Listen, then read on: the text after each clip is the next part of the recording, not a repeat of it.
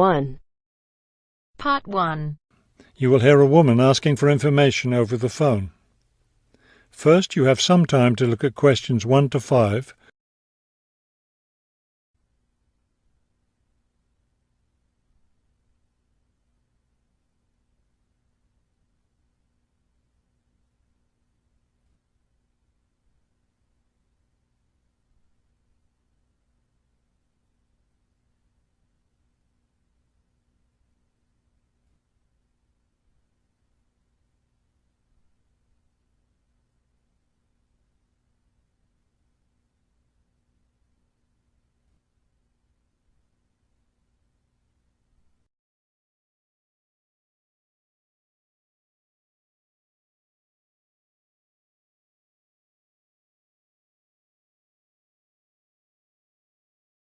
Now we shall begin.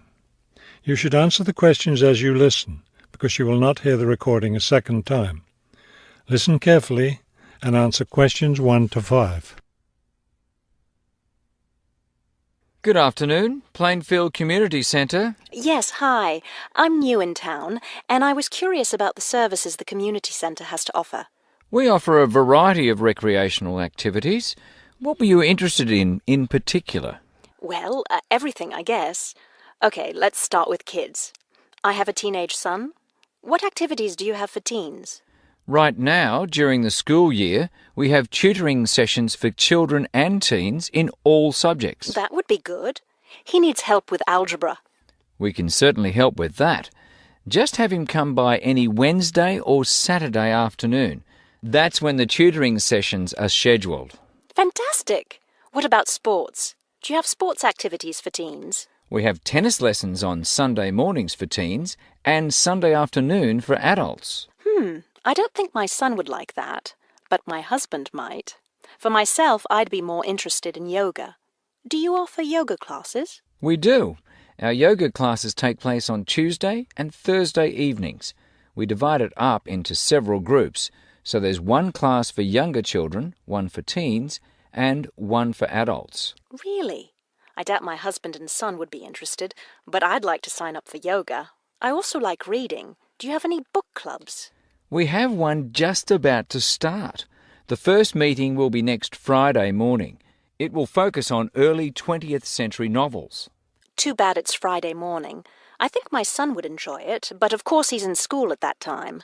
Well, actually, that book club is for adults only. We may start one up for teens next summer, but we have nothing for that age group right now. Oh well, I suppose he has enough to keep him busy for now. Now, what about fees? Do these classes and activities cost anything? Before you hear the rest of the conversation, you have some time to look at questions 6 to 10.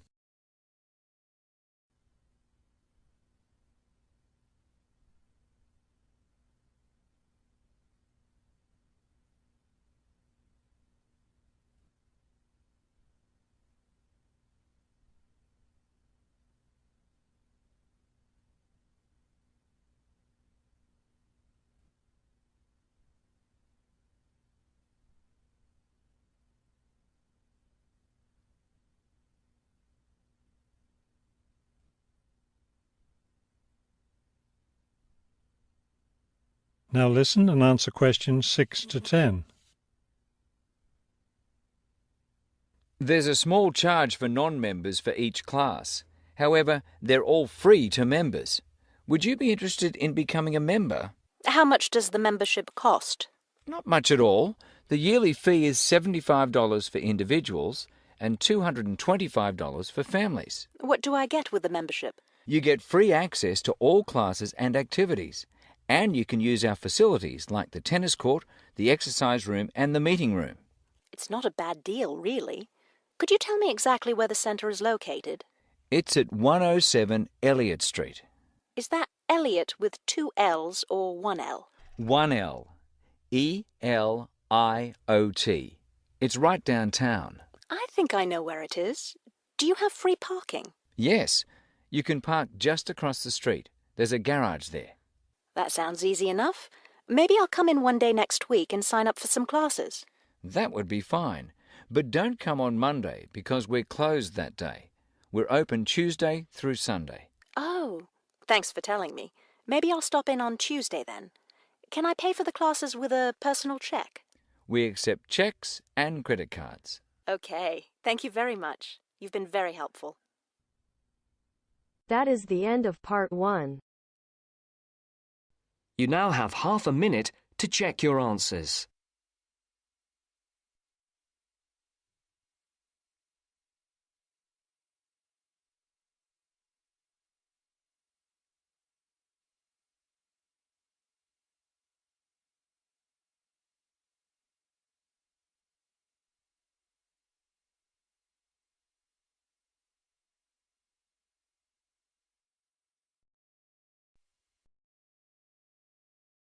Now turns to part 2.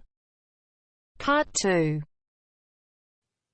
You will hear a talk by a counsellor on plans for the development of an old industrial site. First, you have some time to look at questions 11 to 13.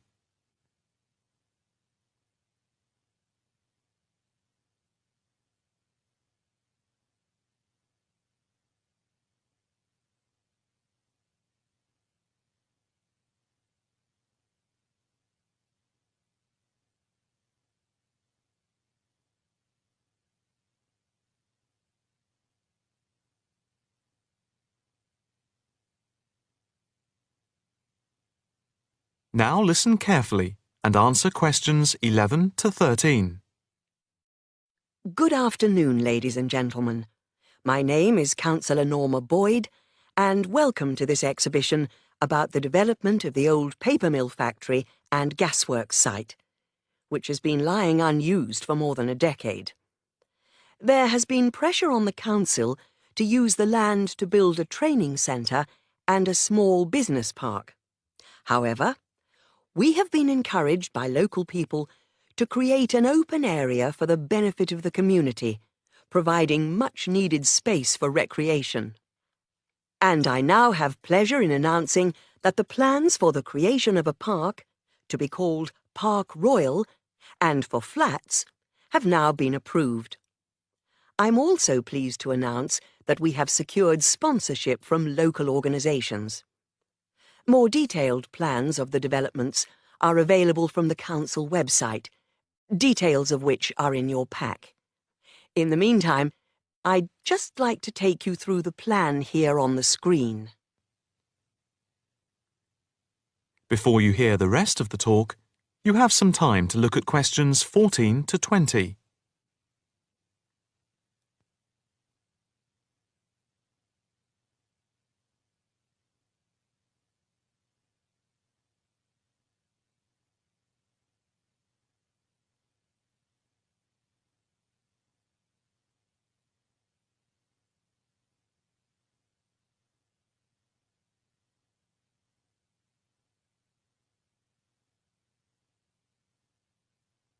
Now listen carefully and answer questions 14 to 20. If we start here at the bottom, you can see Parkside Street, where the main entrance to the park is. On the left of the entrance, in the bottom left-hand corner of the plan, there will be a block of 40 studio flats. On the other side of the entrance, there will be some workshops for local businesses. There will also be another entrance here, on the top right, which leads into Pear Street. Here, in the centre of the park, we will have an ornamental lake with paths radiating north, south, east and west to the different areas of the park. In the top right-hand corner, just by the Pear Street entrance, there will be a large sports area with 2 football pitches and 4 tennis and volleyball courts. Just here, beside the pitches, on the same side of the path, will be an outdoor swimming pool. Now, in the top left-hand corner, a walled flower garden is planned, with a rockery and a water feature with walkways, seats, and lots of shady areas for the summer. Next to this, a sculpture garden is also planned. Now, let's see. Just here, Below the walled garden, there will be a grassy amphitheatre with a permanent covered stage for open-air concerts. We hope that local schools and colleges will use this theatre to showcase student work. In the bottom left-hand corner of the plan, you can see that above the block of flats there will be a play area for children, and directly to the right of this, just near the main entrance, there will be a wild area. More trees will be planted here, and in the middle will be built an educational centre for use by local schools to encourage children to take care of the wildlife and look after the trees and plants. And finally, in the bottom right-hand corner of the park will be a cafe, opening on to Pear Street. And now for questions. If anyone would like to ask anything, I and my colleagues are only too happy to oblige. Yes, the lady in the front row, if I could have your... That is the end of part 2. You now have half a minute to check your answers.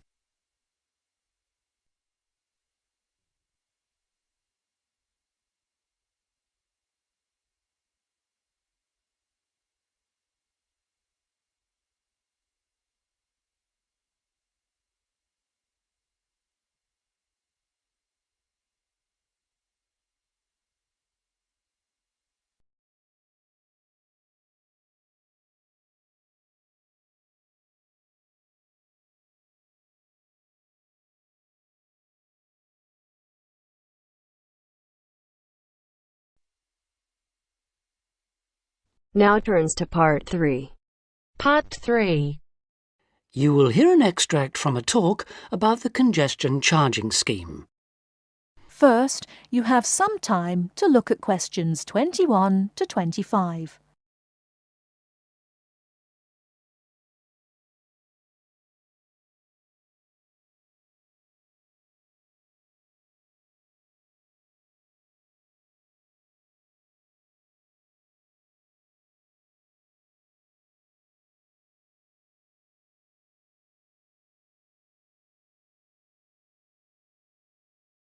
Now listen carefully and answer questions 21 to 25. For more practical details, I'll pass you over to John Ward from the London Tourist Agency. Thanks. So that was a brief introduction to the congestion charging scheme. But if you're actually going to be driving your car in London on weekdays, there are a few more details you will need to know. Firstly, you don't need to worry about paying all the time. The charge applies between 7 in the morning and 6:30 in the evening, Monday to Friday. You'll be pleased to hear, however, that because the scheme is intended to reduce traffic during busy working hours, evenings and weekends are free. If you enter the zone during the charging times, you'll be eligible to pay the standard charge of £8, which you can pay until 10 o'clock on that day. After 10 o'clock, this charge rises to £10. But be warned, if you fail to pay before midnight, you will have to pay an automatic penalty charge. In other words, there's no escape. Let's move on to paying. The charge, as I've said, is £8 a day, and the authorities have set up a number of systems to make it easy for you to pay, or rather to ensure that nobody has a good excuse for not paying. So, using your credit card, you can pay by phone, by text message, or on the internet. The other option is to go to one of the 200 pay points inside the zone, or the 9,500 pay points elsewhere in the country. If you know you're going to be driving in and out of London on a regular basis, you can buy weekly, monthly or annual passes, rather like a railway season ticket.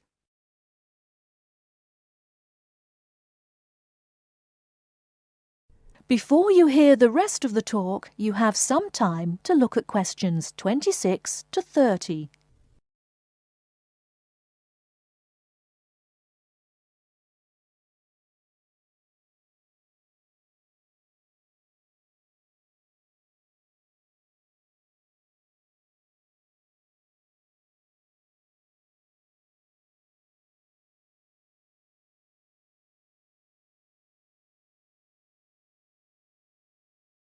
Now listen and answer questions 26 to 30.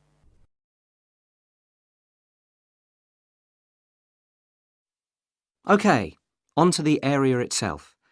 The congestion charging zone is everywhere inside London's inner ring road. For those of you not familiar with London's road system, this includes the City of London, that's the main financial district, and the West End, the commercial and entertainment centre. If you're still not sure, there are very clear signs on all roads which indicate when you are entering the area.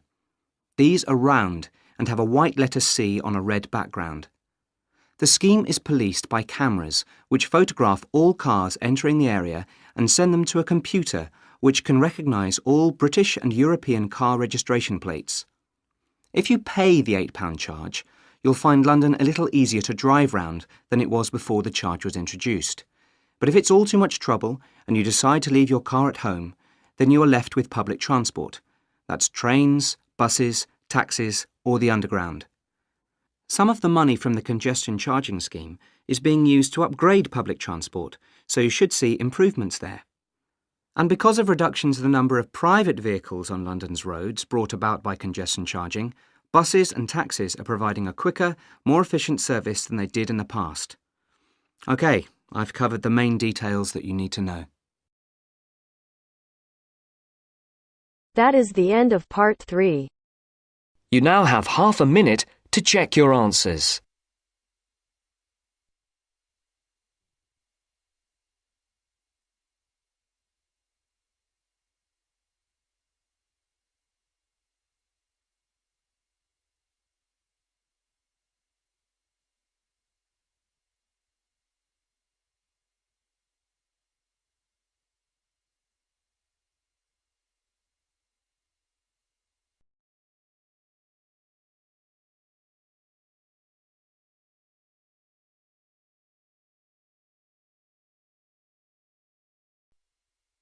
Now turns to part 4.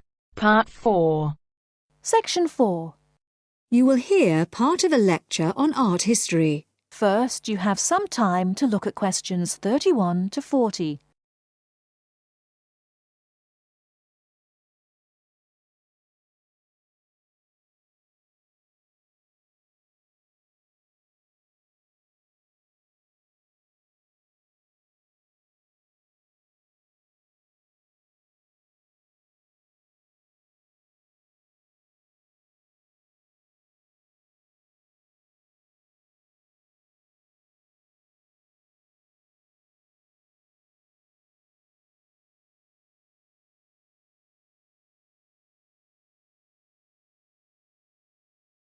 Now listen carefully and answer questions 31 to 40. In the last lectures, we looked at the art of the ancient Egyptians, and then considered the art of other ancient Mediterranean civilizations, in particular Greece and Rome. We're now going to return to Egypt to consider a set of very unusual pictures known as the Fayum portraits. The Fayum is a lush green area about 100 kilometers west of Cairo. Following the conquest of Egypt by the Greek warrior Alexander the Great in 332 BC, large numbers of businessmen and officials who had come over from Greece settled in this fertile region with their families. They gradually adopted some features of Egyptian culture, including the practice of mummification, embalming the bodies of their dead and wrapping them in linen bandages in order to preserve them as mummies. The name actually comes from an Arabic word meaning an embalmed body.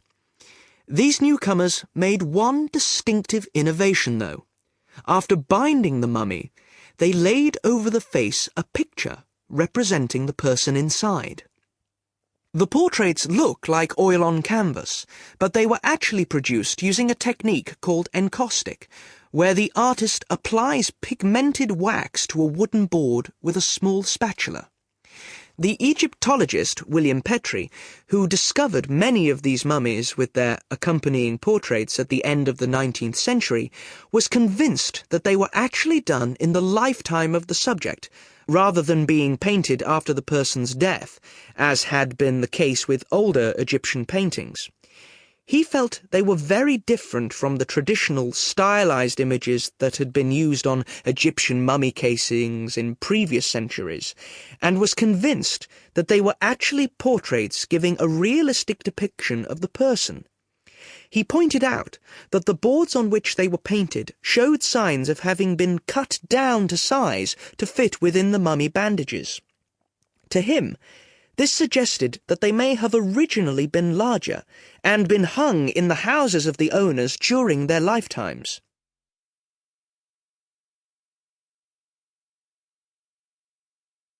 But more than a century after they came to light, nobody knew how far they were really depictions of real people, as against idealized portraits. Then a team from Manchester University decided to find out, by recreating the faces of Fayum mummies in clay and then comparing the reconstructions with the portraits. The team was provided with skulls from 2 Fayum mummies from the British Museum and given the information, based on X-rays and other evidence, that one of the mummies was of a 50-year-old man and the other was a woman in her early 20s. Armed only with this information, they set to work. First, they created copies of the skulls. Then they used clay to build up the facial muscles in order to reconstruct what the person looked like. After weeks of painstaking labour, 2 faces emerged. Only then were the 2 portraits revealed so that the match between the reconstructions and the portraits could be examined. In the case of the man, both model and portrait showed a broad, flat face with a slightly hooked nose and a fleshy mouth with broad lips, but the man in the portrait was noticeable for his 5 o'clock shadow, the beard beginning to grow around his chin and on his cheeks. This would have been quite a recognizable feature of the man in real life, and an easy thing for the painter to copy. However, it wasn't something that the makers of the model could know about. In the reconstruction, the right eye was slightly higher than the left, and this was the same on the portrait. But on the portrait, the eyes were very large, which is standard with many of the Fayum portraits, while in the model they were longer and narrower. The portrait of the woman appeared to be even more of a standard type, with her large eyes, straight nose, and small mouth. These pretty feminine features suggested this could be an idealized woman's face, and yet it proved to match the reconstruction surprisingly closely. The proportions of the lower face corresponded, and so did those of the forehead, though in the portrait the eyes were closer together and larger than in the reconstruction. And in both cases, the head was set on a solid neck, suggesting a more powerful physique than you might have expected from these delicate features. So, overall, the similarities between the portraits and the models are too close to be accidental. The artists may have started from a standard picture, but attempts were made to modify this to reflect the characteristics of the subject, what gave the face its personal qualities. Obviously, this isn't much of a sample upon which to judge an entire genre of portraiture, but the researchers are convinced that, on the whole, the artists aimed to represent their subjects as they appeared in real life, whether this was flattering to them or not.